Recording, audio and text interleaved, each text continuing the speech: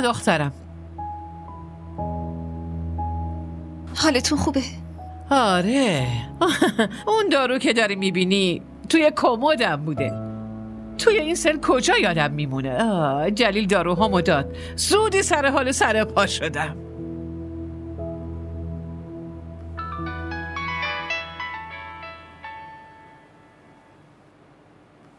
مامان بزرگ، شفقه، شما بهش بگین من نمیتونم بیام. ای بابا، چرا نمیتونی بری؟ اصلا باید بری. لباس به اون خوبی بهت دادم. نه مامان بزرگ. وای دخترکم، چرا الکی خودتو ناراحت میکنی؟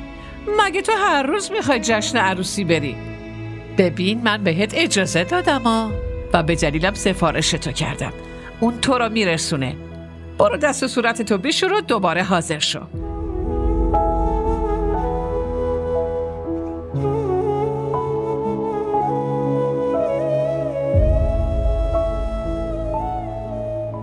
خب 1-2 تا سنجاق بزنی دیگه کاملا اندازه تنت میشه.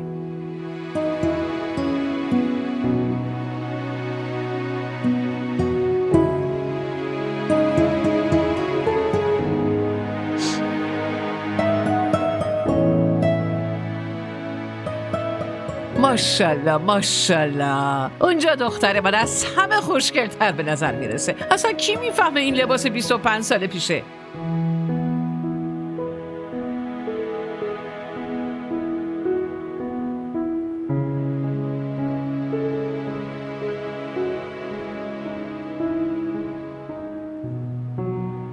برو به جلیل بگو اون میرسونتت. خب من دیگه میرم. برو عزیزم.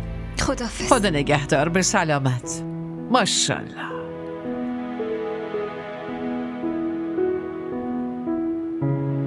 عمو، بابام تو اتاق عمو جونه.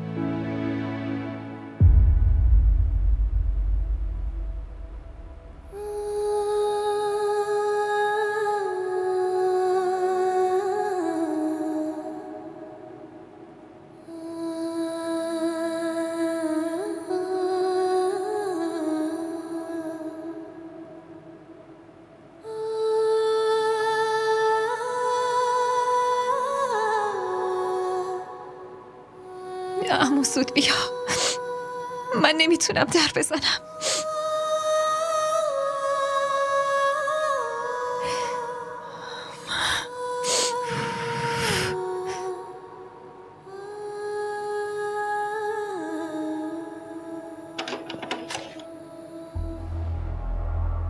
تو اینجا چی کار میکنی؟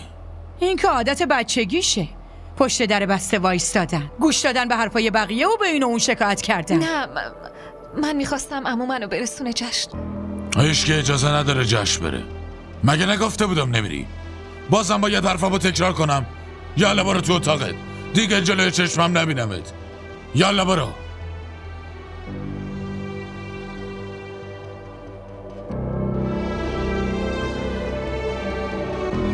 همراه ما باشید و فراموش نکنید که سابسکرایب کنید تا بهترین سریال ها را با دوبله فارسی از تلویزیون دیدی تیوی تماشا کنید.